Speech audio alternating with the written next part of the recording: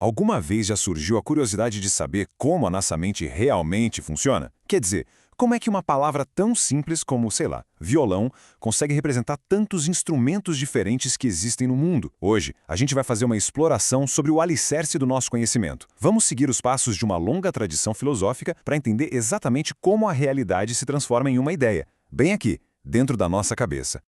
E a gente vai fazer isso em 5 passos.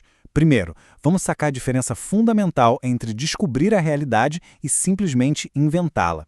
Depois, a gente vai quebrar as coisas no mundo em suas partes fundamentais. Em seguida, vamos encarar um verdadeiro quebra-cabeça. Como é que criamos conceitos gerais? Daí, a gente mergulha no processo interno, que vai da sensação até a ideia. E para fechar, vamos ver como a nossa mente usa essas ideias para construir tudo o que a gente conhece. Ok, o nosso ponto de partida é uma ideia central. A filosofia não está aqui para inventar mundos, mas sim para entender este mundo que já está aqui.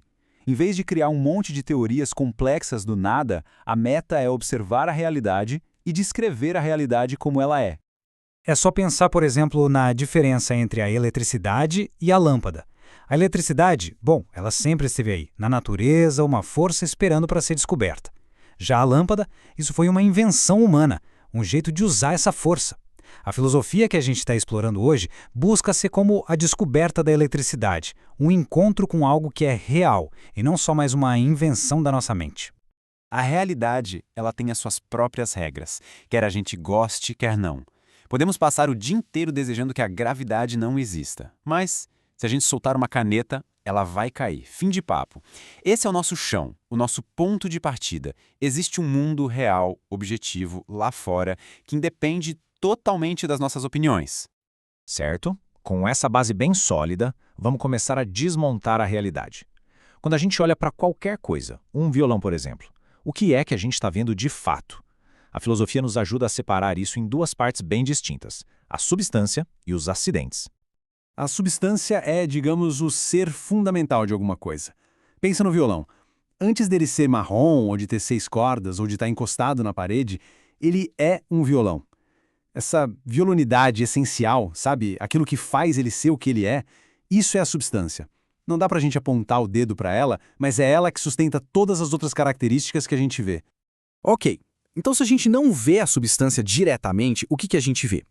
A gente vê as qualidades dela. O tamanho, a cor, tudo que a gente consegue descrever sobre o objeto. E o mais impressionante é que Aristóteles conseguiu organizar todas as características possíveis de qualquer coisa que existe em apenas 9 categorias.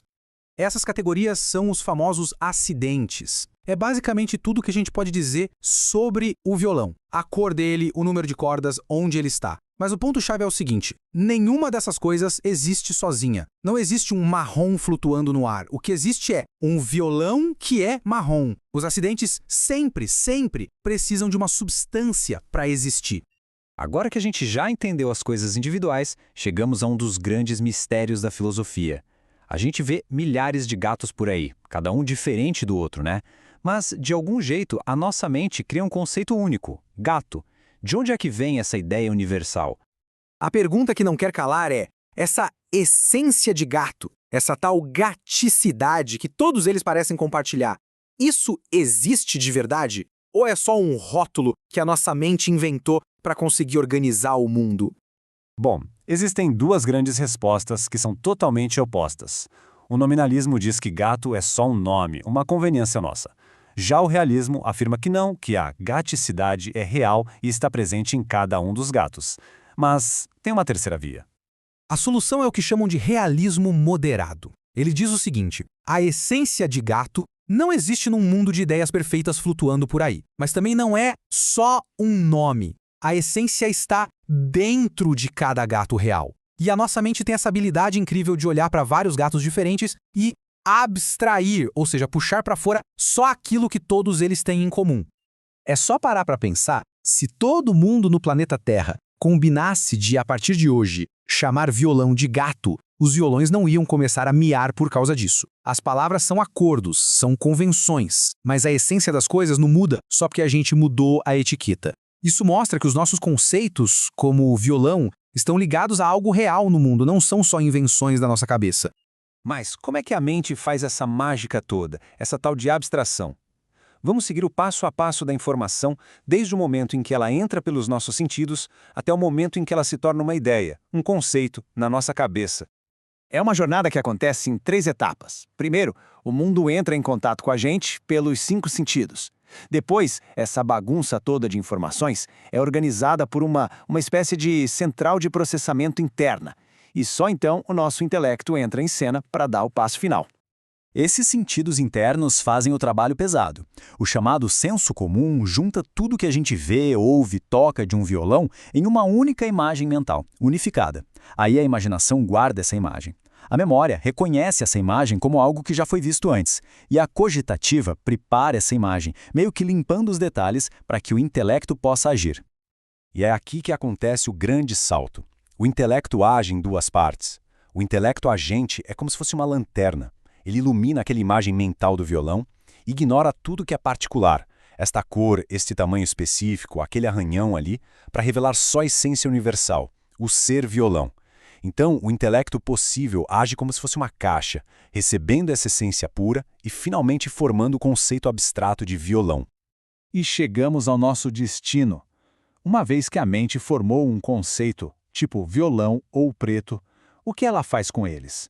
Existem 3 operações fundamentais que nosso intelecto consegue realizar. A mente usa esses conceitos de 3 maneiras. Primeiro, ela simplesmente tem os conceitos. Isso é a simples apreensão. Depois, ela combina esses conceitos para afirmar alguma coisa, como o violão é preto. Isso é o juízo, que pode estar certo ou errado. E por fim, ela une vários juízos para criar um conhecimento novo, do tipo, todo violão tem cordas, isto aqui é um violão, logo isto tem cordas. É assim que a gente constrói o raciocínio. E aqui termina a nossa jornada. A gente viu como a informação sai do mundo real, viaja pelos nossos sentidos e se transforma num pensamento complexo. E isso nos deixa com uma questão fundamental para refletir. Se cada conceito que a gente tem, por mais abstrato que seja, nasceu de um contato com a realidade, será que isso significa que a nossa mente foi feita para conhecer a verdade?